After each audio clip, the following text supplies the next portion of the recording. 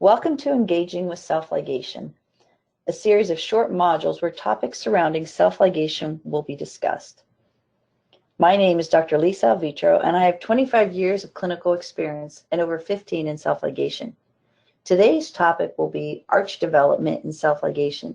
Joining me is Jennifer McWhinney with over 17 years of clinical experience.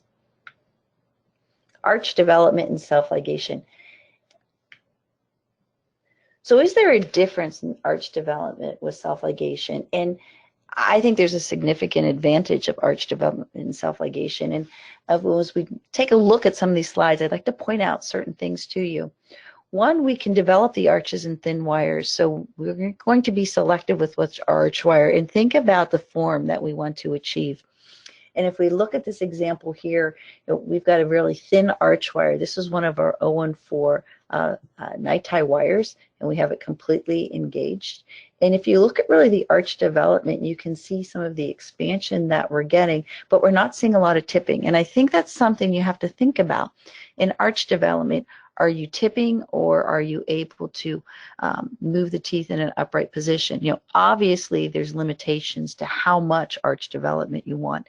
And so you have to think about that when you're picking your arch wire size. Particularly if you're going to use a lot of night-tie wires, you have to think of what that arch form, where it currently is, how much expansion, how much development are you going to want to build into your treatment.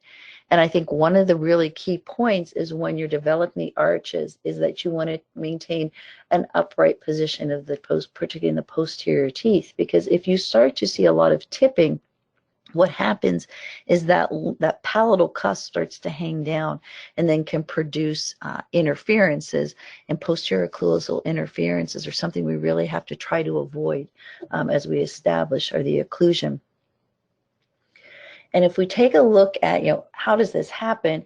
And I think this is a really nice example of, we can see, some of it obviously, yes, is uprighting of that posterior segment, but you can see that it doesn't over upright. You don't see palatal cusps coming down. You tend to see a nice development. And here we have a combination of two arch wires. On the upper arch wire, we have a Clarity Ultra bracket. Because the patient was a little bit deep and he was a young adolescent, we use metal or smart clip bracket on the bottom, and you can see that we can coordinate the arches. And if we take a look at that arch development, look closely at where that arch wire lies. It lies toward the outer aspect. It's pushing against that door.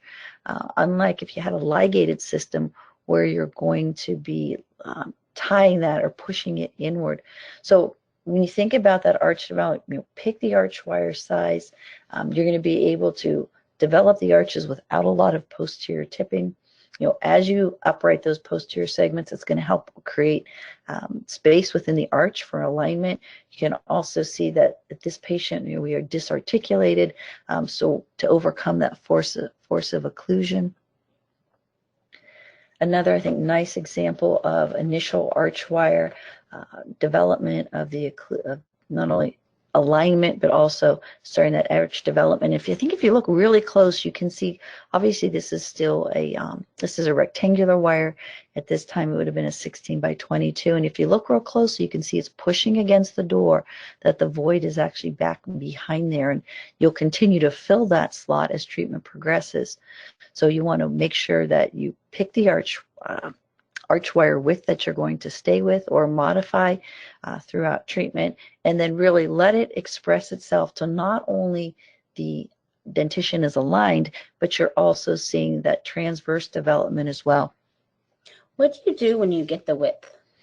That's a really good question. I think that's something we overlook. When I get to that, what I consider an ideal arch width for that patient, we have to control it.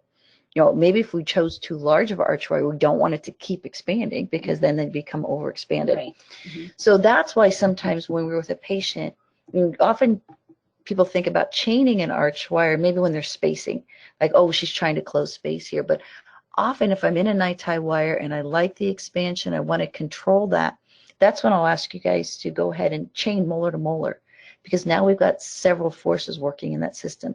You have the arch wire, it's pushing on the door, it's expanding the upper, and now you have that chain that goes from molar to molar, and it has a constricting force on it.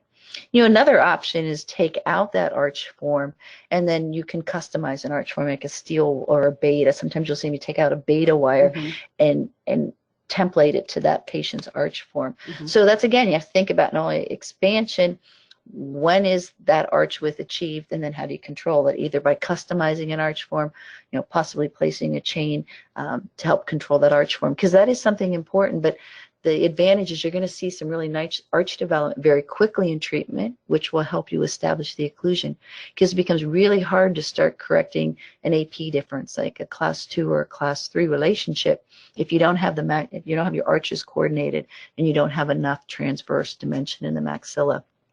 Today's topic was arch development with self-ligation. There's other topics that will be available as part of this series.